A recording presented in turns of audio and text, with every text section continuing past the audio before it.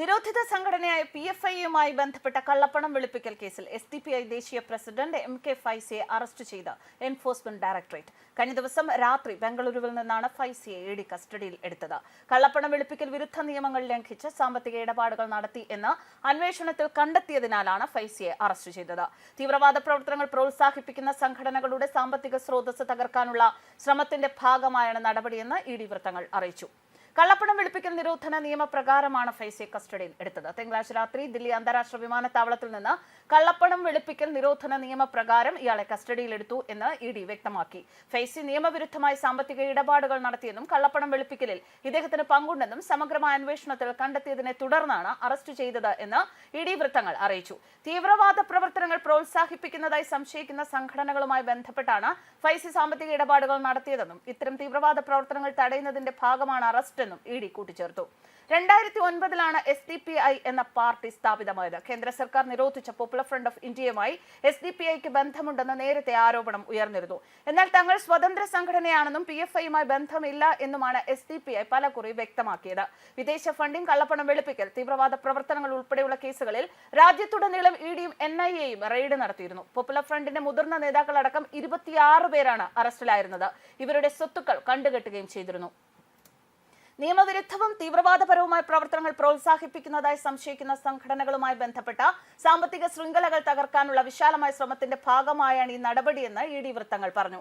ഫൈസി നിയമവിരുദ്ധമായി സാമ്പത്തിക ഇടപാടുകൾ നടത്തിയെന്നും കള്ളപ്പണം വെളുപ്പിക്കലിൽ ഇദ്ദേഹത്തിന് പങ്കുണ്ടെന്നും സമഗ്രമായ അന്വേഷണത്തിൽ കണ്ടെത്തിയതിനെ തുടർന്നാണ് അറസ്റ്റ് ചെയ്തത് എന്ന് ED വൃത്തങ്ങൾ അറിയിച്ചു.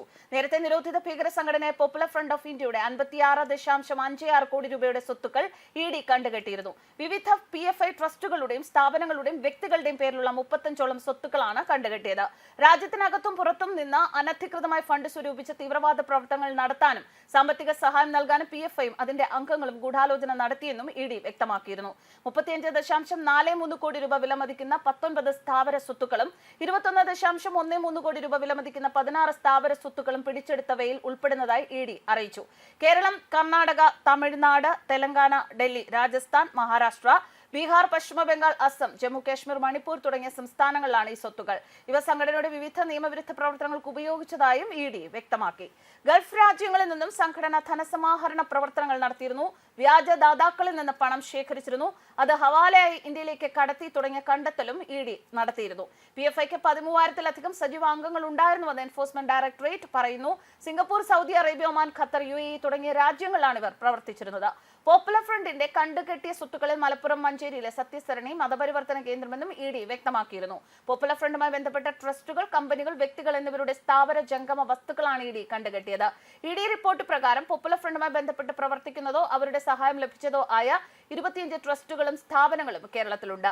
മലപ്പുറം മഞ്ചേരി സത്യസരണി ചാരിറ്റബിൾ ട്രസ്റ്റ്, കോഴിക്കോട് മീൻചന്തയിലെ obelisk properties and developers, Kochi ഇടപ്പള്ളിയിലെ കമ്മ്യൂണിറ്റി കെയർ ഫൗണ്ടേഷൻ, ഇടുക്കി മുരിക്കാശ്ശേരിയിലെ hill valley charitable trust, Kottayam Hidayathul Islam Sabha, Kariyavattom human welfare trust എന്നിവ ഇതിൽ ഉൾപ്പെടുന്നുവെന്നാണ് റിപ്പോർട്ടുകൾ.